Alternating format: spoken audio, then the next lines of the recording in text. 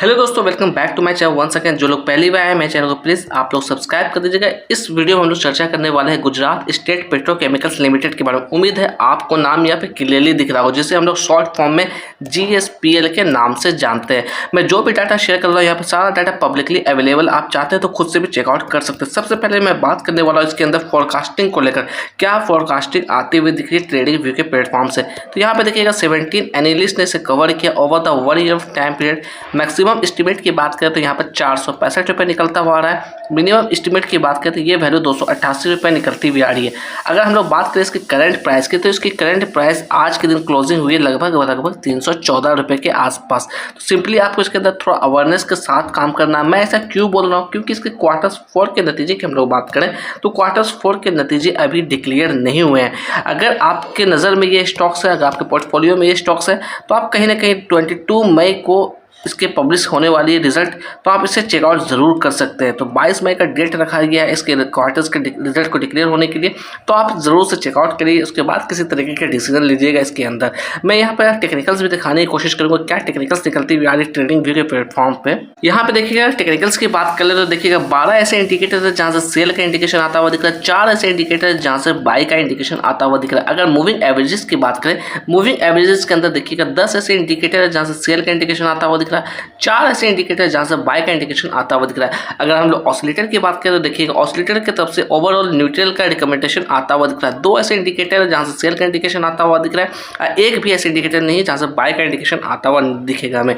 तो आपको इस लेवल्स को देखकर जल्दबाजी नहीं करना है, कम से कम मेरे ख्याल से अपने फाइनेंशियल एडवाइजर से बात करना चाहिए इस स्टॉक्स को लेकर, तभी किसी तरीके का डिसीजन लेना चाहिए आपको। मैं किसी भी तरह का बाय और सेल का रिकमेंडेशन आपको यहाँ पर नहीं दे रहा हूँ। ठीक है, हम लोग आ गए चार्ट पे। 1 डे के टाइम पे मैंने यहाँ पर चार्ट लगा रखा है। सबसे पहले मैं यहाँ पर कहना चाहूँगा, ये जो आप लेवल्स देख रहे हैं, ये सारी जो लेवल्स है मैंने इंडिकेटर की हेल्प से निकाला। आप चाहते हैं तो खुद से भी लगा के चेकआउट कर सकते हैं, पब्लिकली अवेलेबल है ये इंडिकेटर। अगर हम लोग बात करें, ये जो लेवल है हमारा एक रिजेक्शन लेवल्स है। इस लेवल्स की बात करें, ये भी एक हमारा रिजेक्शन लेवल्स है। रिजेक्शन लेवल इसलिए मैं कह रहा हूँ क्योंकि यहाँ से सेलिंग एक्टिविटी देखी गई थी, यानी कि सेलिंग प्रेशर यहाँ से देखी गई थी।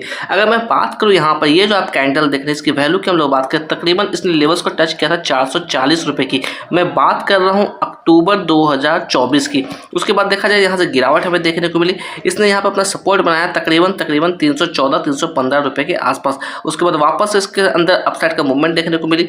ये जो लेवल देख रहे हैं ये है आपका तकरीबन 380 रुपये के आसपास। इसने इस लेवल्स को टच किया था तकरीबन दिसंबर 2024 के अंदर। उसके बाद हम लोग बात करें तो वापस से गिरावट इसके अंदर देखने को मिली। अभी हम लोग बात करें करंट सिनारियो के अंदर, तो यहाँ पर देखिएगा, अगर ये जो लेवल्स देख रहे हैं, मैं थोड़ा सा कैंडल को जूम इन कर दूँ तो ये देखिएगा, मैं यहाँ पर दिखाने की कोशिश करूँगा आपको। ये जो लेवल्स दिख रहे हैं यहाँ पर इसने बाइंग एक्टिविटी दिखाई। ये लेवल्स की हम लोग वैल्यू की बात करें, ये तकरीबन 280 रुपये के आसपास आती हुई दिख रही है।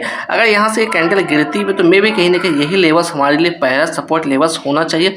नेक्स्ट सपोर्ट लेवल्स की बात करें तो ये लेवल होना चाहिए जिसकी वैल्यू निकलती हुई आ रही तकरीबन 261 रुपये का। मैं किसी भी तरह के श्योरिटी की बात नहीं कर रहा हूँ, सिर्फ और सिर्फ मैं पॉसिबिलिटी की बात कर रहा हूँ। अगर मैं बात करूँ यहाँ से अपसाइड का अगर मोमेंटम इसके अंदर आती भी है तो मे भी ये जो लेवल्स देख रहे हैं इसकी जो रेंज निकलती हुई तकरीबन 360 रुपये से लेकर 365 रुपये का, यही अपसाइड में पहला रिजेक्शन लेवल्स इसके लिए होना चाहिए। तो आपको सोच समझ के काम करना। अभी देखा जाए जिस तरह की मोमेंटम इसके अंदर बनी हुई पिछले कुछ दिनों से, तो लगातार इसके अंदर कहीं ना कहीं बेयरिश कैंडल का फॉर्मेशन होता हुआ दिख रहा है। अगर हम लोग ओवरऑल बात करें इसके अंदर वॉल्यूम को लेकर, तो तकरीबन 3 लाख की वॉल्यूम इसके अंदर जनरेट होती हुई दिखी है। अगर बात करें डिलीवरी ऑफ परसेंटेज की, तकरीबन 41% की डिलीवरी इसके अंदर उठाई गई थी लास्ट ट्रेडिंग सेशन के दिन।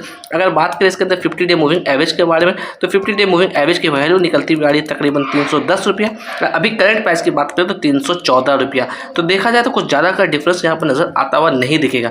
अगर हम लोग बात करें 200 डे मूविंग एवरेज की वैल्यू क्या निकलती हुई आ रही है, उसकी वैल्यू तकरीबन 330 रुपये निकलती हुई आ रही है। अकॉर्डिंग टू टिकट अगर मैं परफॉर्मेंस की बात करूँ तो परफॉर्मेंस यहाँ पर लो नजर आता हुआ दिख रहा है। वैल्यूएशन की बात करें तो वैल्यूएशन हाई नजर आता हुआ दिख रहा है। ग्रोथ की बात करें तो ग्रोथ भी यहाँ पर लो नजर आता हुआ दिख रहा है। एंट्री पॉइंट की बात करें तो एंट्री पॉइंट यहाँ पर गुड नजर आता हुआ दिख रहा है। मैं अगेन यहाँ पर कहना चाहूँगा, इस लेवल्स को देख के आपको जल्दबाजी नहीं करना है, अपने फाइनेंशियल एडवाइजर से बात करिएगा तभी किसी तरीके की डिसीजन लीजिएगा। सबसे अच्छी बात, जो पॉजिटिव बात निकलती हुई आ रही है इस स्टॉक्स के लिए, किसी भी तरह के रेड फ्लैग जोन में स्टॉक्स नहीं लिस्टेड है, ना ही ये एसएम के अंदर लिस्टेड है, ना ही ये जीएसएम के अंदर लिस्टेड है, जो कि अच्छी बात निकलती हुई आ रही है इस स्टॉक्स के लिए। अगर मैं बात करूँ इसके अंदर क्या फोरकास्टिंग आती हुई दिख रही है, तो यहाँ पर देखिएगा 17 एनालिस्ट ने इसे कवर किया, 35% की रिकमेंडेशन इसके अंदर आती हुई दिख रही है।